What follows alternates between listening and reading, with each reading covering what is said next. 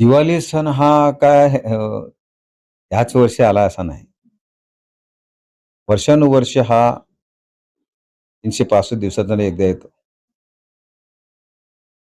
मी प्रत्येक वर्षी दिवाळीच्या शुभेच्छा देतो, पण दिवाळीच्या शुभेच्छा देताना प्रत्येक नागरिकाचा गरिबापासून श्रीमंतापर्यंत त्याला कशा प्रकारची मदत करता येईल, ही दिवाळी त्याला कशा प्रकारची सुखाचं, समाधानाच्या, आनंदात जाईल, याचा विचार केला जातो. दीपावलीच्या माझ्या शुभेच्छा एवढं बोलून कोणाचं मन आणि पोट भरत नाही. त्यानं आपलं करणं, आपलंसं करणं हा माझा पूर्वीपासूनचा भाग आहे आणि ह्यावर्षी सुद्धा तोच निर्णय आम्ही डोळ्यासमोर ठेवून दीपावलीच्या ज्या गरजू लोकांना मदतीचा हात करायला पाहिजे, तो करण्याचा आम्ही प्रयत्न केलाय. मला पूर्ण खात्री आहे, की परमेश्वर जवळ आपल्या नसतो, पण परमेश्वर जर आपल्याला जायचं असतं आणि म्हणून मी परमेश्वराला प्रार्थना करतो, की ही दीपावली सर्वांना एक समान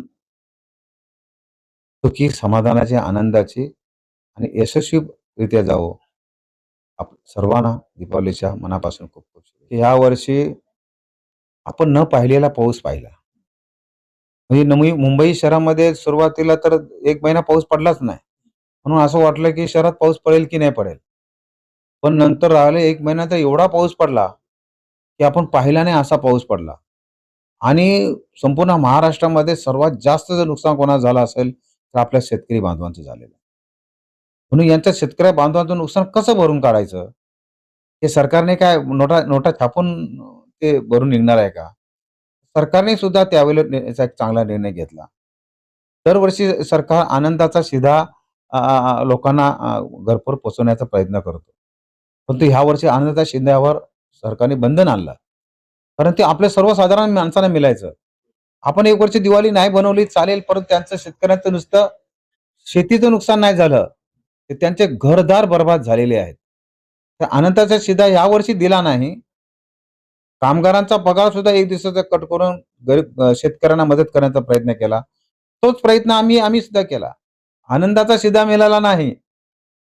परंतु ते गोरगरिबांना शिधा देण्याचं काम केलं. तो आनंदाचा नव्हे, तो मग अनंताचा शिधा होता, असं म्हणायला हरकत नाही. लोकांना आवाहन करेन, की कोणी कोणाला स्वतःला गरीब समजू नये.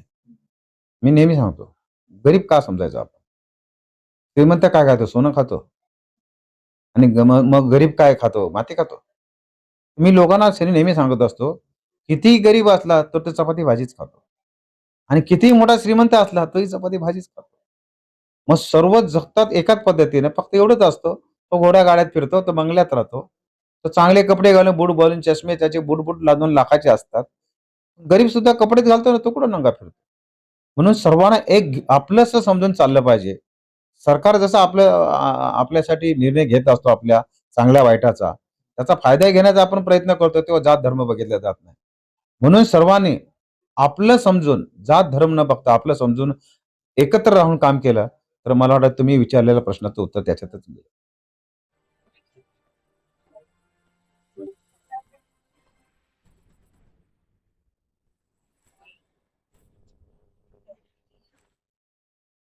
दिवाळी सण हा काय ह्याच वर्षी आला असा नाही. वर्षानुवर्ष हा 365 दिवसातून एकदा येतो. मी प्रत्येक वर्षी दिवाळीच्या शुभेच्छा देतो, पण दिवाळीच्या शुभेच्छा देताना प्रत्येक नागरिकाचा गरिबापासून श्रीमंतापर्यंत त्याला कशा प्रकारची मदत करता येईल, ही दिवाळी त्याला कशा प्रकारची सुखाचं, समाधानाच्या, आनंदात जाईल, याचा विचार केला जातो. दीपावलीच्या माझ्या शुभेच्छा एवढं बोलून कोणाचं मन आणि पोट भरत नाही. त्यानं आपलं करणं, आपलंसं करणं हा माझा पूर्वीपासूनचा भाग आहे आणि ह्यावर्षी सुद्धा तोच निर्णय आम्ही डोळ्यासमोर ठेवून दीपावलीच्या ज्या गरजू लोकांना मदतीचा हात करायला पाहिजे, तो करण्याचा आम्ही प्रयत्न केलाय. मला पूर्ण खात्री आहे, की परमेश्वर जवळ आपल्या नसतो, पण परमेश्वर जर आपल्याला जायचं असतं आणि म्हणून मी परमेश्वराला प्रार्थना करतो, की ही दीपावली सर्वांना एक समान सुखी, समाधानाची, आनंदाची आणि यशस्वीरित्या जावो. सर्वांना दीपावलीच्या मनापासून खूप खूप शुभेच्छा. या वर्षी आपण न पाहिलेला पाऊस पाहिला. म्हणजे मुंबई शहरामध्ये सुरुवातीला तर 1 महिना पाऊस पडलाच नाही. म्हणून असं वाटलं की शहरात पाऊस पडेल की नाही पडेल. पण नंतर राहिले 1 महिना तर एवढा पाऊस पडला, की आपण पाहिला नाही असा पाऊस पडला. आणि संपूर्ण महाराष्ट्रामध्ये सर्वात जास्त जर नुकसान कोणाचं झालं असेल, तर आपल्या शेतकरी बांधवांचं झालेलं आहे. म्हणून यांच्या शेतकरी बांधवांचं नुकसान कसं भरून काढायचं? हे सरकारने काय नोटा नोटा छापून ते भरून निघणार आहे का? सरकारने सुद्धा त्यावेळेला याचा एक चांगला निर्णय घेतला. दरवर्षी सरकार आनंदाचा शिधा लोकांना घरपोच पोहोचवण्याचा प्रयत्न करतो.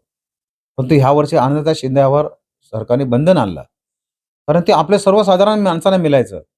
आपण एक वर्षी दिवाळी नाही बनवली चालेल, परंतु त्यांचं शेतकऱ्यांचं नुसतं शेतीचं नुकसान नाही झालं, तर त्यांचे घरदार बरबाद झालेले आहेत. तर आनंदाचा शिधा यावर्षी दिला नाही. कामगारांचा पगार सुद्धा 1 दिवसाचा कट करून गरीब शेतकऱ्यांना मदत करण्याचा प्रयत्न केला. तोच प्रयत्न आम्ही सुद्धा केला. आनंदाचा शिधा मिळाला नाही. परंतु ते गोरगरिबांना शिधा देण्याचं काम केलं. तो आनंदाचा नव्हे, तो मग अनंताचा शिधा होता, असं म्हणायला हरकत नाही. लोकांना आवाहन करेन, की कोणी कोणाला स्वतःला गरीब समजू नये. मी नेहमी सांगतो, गरीब का समजायचं आपण? श्रीमंत काय खातो? सोनं खातो. आणि मग गरीब काय खातो? माती खातो. मी लोकांना नेहमी सांगत असतो, कितीही गरीब असला तर तो चपाती भाजीच खातो. आणि कितीही मोठा श्रीमंत असला तरी चपाती भाजीच खातो. मग सर्व जगतात एकाच पद्धतीने फक्त एवढंच असतं, तो घोड्या गाड्यात फिरतो, तो बंगल्यात राहतो. तो चांगले कपडे घालून, बूट घालून, चष्मे त्याचे बूट लादून लाखाचे असतात. गरीब सुद्धा कपडेच घालतो ना, तो कुठं नंगा फिरतो. म्हणून सर्वांना एक आपलंसं समजून चाललं पाहिजे. सरकार जसं आपल्यासाठी निर्णय घेत असतो आपल्या चांगल्या वाईटाचा, त्याचा फायदा घेण्याचा आपण प्रयत्न करतो, तेव्हा जात धर्म बघितला जात नाही. म्हणून सर्वांनी आपलं समजून, जात धर्म न बघता आपलं समजून एकत्र राहून काम केलं, तर मला वाटतं तुम्ही विचारलेल्या प्रश्नाचं उत्तर त्याच्यातच मिळेल.